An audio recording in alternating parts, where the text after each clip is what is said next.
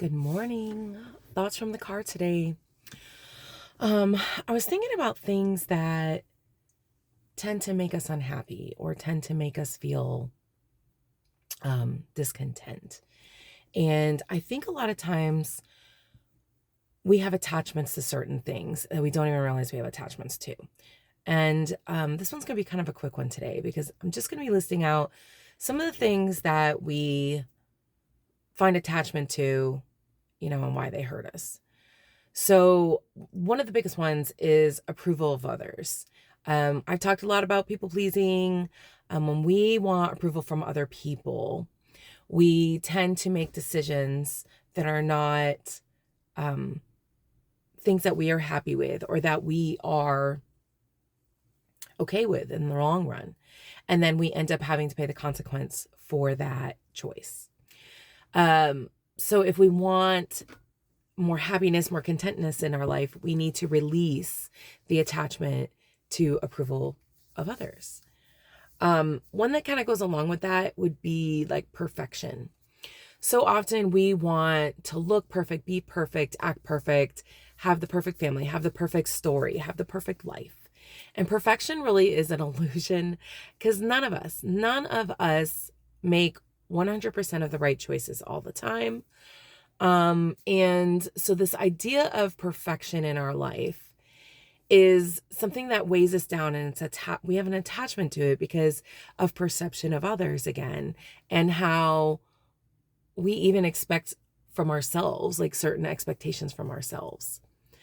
Something that goes along with the approval of others and perfection is also the amount of our material possessions. So advertising and marketing is designed to make us feel like we don't have enough, we don't have the best, that we need more. So when we attach ourselves to our material possessions or the need for more material possessions or better possessions, we will not feel content. We are not going to be living a life where we can be happy ultimately, where we're going to be receiving actual joy and not temporary happiness, that temporary dopamine for getting the new thing. We need to release the idea of possessions. So for some of us, that means letting go of some of the possessions we already have. And for some of us, that means not always striving for more or better possessions and being content with what we already have, being in gratitude for it.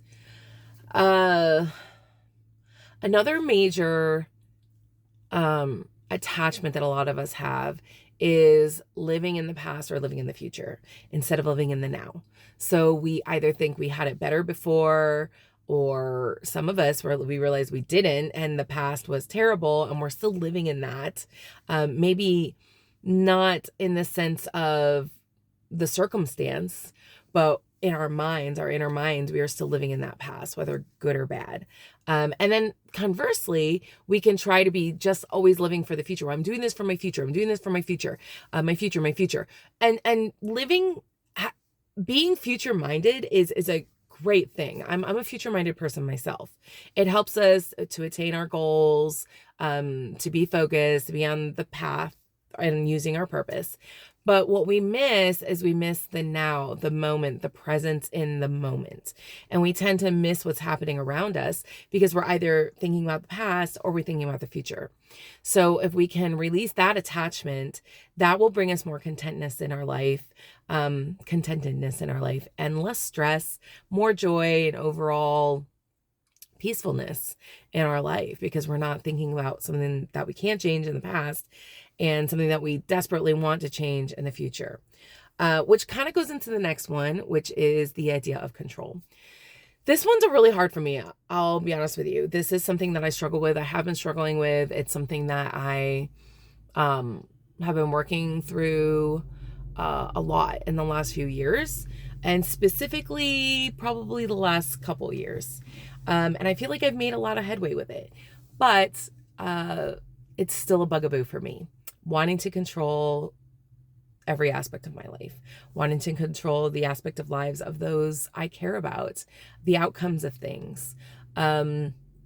because I want the best for those that I love, those that I care about. So having control in general, that need to control everything so that we have the perfection, we have the perfect perception and approval, so that we have the possession, so that we can control the future, and control the narrative, maybe the perception of the past too. So there is an attachment to control that when we release it, we have more peace in our lives because we're more open to things that maybe we wouldn't have thought of because we were so in control, and understanding that other people bring other things of value. Yeah, it's I have a lot to say about that one because that one's one that I specifically uh deal with, that is a weakness for me, is vulnerability. And something that kind of goes along with control is the need to always be right. So I used to feel this way about myself, where I always had to be right. I had to be the one who had the answers. Kind of was the teacher's pet growing up because I wanted to always have the right answers, and I was devastated that wasn't right. And as an adult now, I'm much better at this. And specifically in the last like 5 to 7 years, I have released the desire to always be right in a lot of ways. Still kind of plays with my control a little bit. And you still want to be right when you know you're right about something. But being open to the idea that there are different thought processes, there are so much things that we don't know. My I don't know box in life has grown in the last several years to be this huge thing. And I'm okay with that. And knowing that everything that I do is not always right. Every decision that I make is not always right.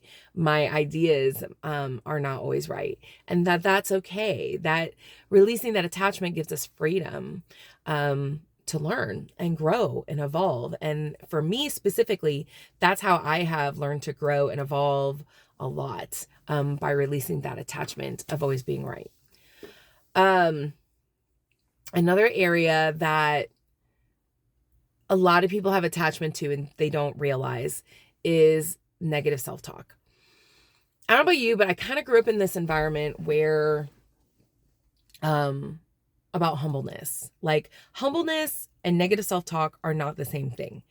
I grew up where humbleness was ideal, right? And even as a young adult and as an adult, this is something that has been taught to me, being humble.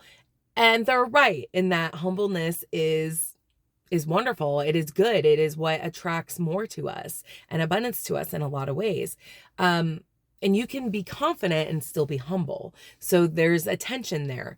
But what I'm talking about is that negative self-talk where we say we're worthless, we add no value to the world, nobody would care if we were here or not.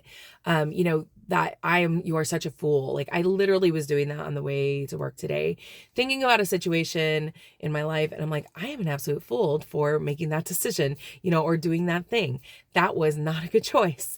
And so that negative self-talk, when we get attached to it, it's really hard to let it go, because oftentimes, depending on the environment we grew up in, this can be synonymous with the idea of humbleness. So it's not. And negative self-talk is something that oftentimes we can be really attached to, because we think we're doing the right thing. We think we're humbling ourselves. We think, we are thinking less of ourselves and more of others. But really, with negative self-talk, we're really thinking more about ourselves and focusing on the things we messed up in, or the things that aren't even true about ourselves a lot of times, but it's still about self. So there's that. And then I think something that goes along with the approval and perfection and control and perception, really all of these things, and even the negative self-talk, is comparison in general. If we can release the idea of comparison, this frees us up to not care about our material possessions as much, because we're not comparing what we have with someone else. This also is like our intellect and emotional capacities, the money that we have, the ideas that we have, our creativity. Even we can compare with others. I know I've done that before. I do that all the time where I'm like, oh my gosh, these people are so creative. I want to be like them. When really I'm a very creative person, but I am comparing myself to them and thinking, oh, I'm not as creative as them because I'm not, invited here or doing this or using my creativity in this certain way, and they are. And that's not true. When we compare ourselves with what other people have, what other people are doing, what other people's goals, intentions, lifestyle, anything, when we're comparing with them, oftentimes leads us to more negative self-talk, leads us to the need to be right, leads us to have want more control, living in the past or living in the future instead of enjoying the now. Comparison in general, that attachment to having more or better than someone else, or being less than someone else in something, whether it's your body image or being less weight with other women. Like I've dealt with that for sure. All these comparisons really are not healthy. What I like to say about comparison, a healthy comparison, is the person being a better person of yourself. Or, it's okay to have someone who has done a thing that you want to do or has accomplished something that you would like to accomplish, and comparing yourself to them in that way, I think can be a very healthy tool, because you can see, oh, this is the way they're doing it, and this is the path that they did, and comparing, okay, this is the path I'm going on, and how does that match up? Is there an adjustment I need to make in order to achieve a goal that we're for our own purpose? That kind of comparison can be very healthy when you're working towards a goal or achievement in life. It's when we're comparing ourselves and giving ourselves the negative self-talk and needing the approval of others and trying to manipulate perception, or feeling like we never have enough and we don't have gratitude for what we already have, not living in the now, all these things I've previously talked about. That's when comparison is an attachment and is not healthy. So really, on all of these things, these are probably like, I don't know, there's 8 or 10 of them I've said. These things are the major things that we kind of see in life where we are not living in contentment.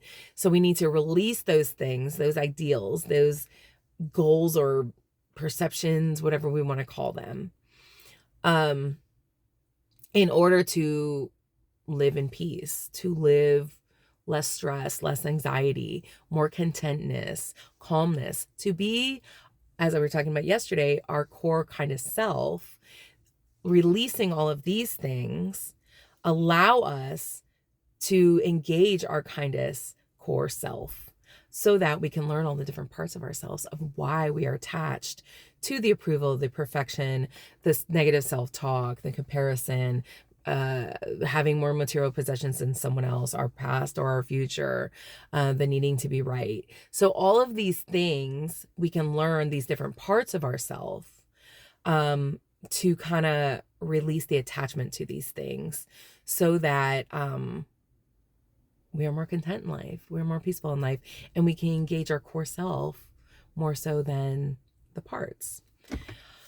Yeah, so that is the topic for today. That's what I was thinking about today on the way to work. So my challenge today is, if one of these things resonated with you, like, oh yeah, I have an attachment to one or more of these things, my challenge to you is to start releasing that. Kind of figure out like why you're attached to that thing. What is it that is driving you for the approval or the perfection or the need to always be right? What is it that's driving you towards this thing? What part of yourself is attached to this? And if you would like some help releasing some of these attachments, you can go to my website and schedule a coaching session with me. And I'd love to help you and support you and encourage you on your journey of releasing some of these attachments. All right, guys, have a great rest of your day.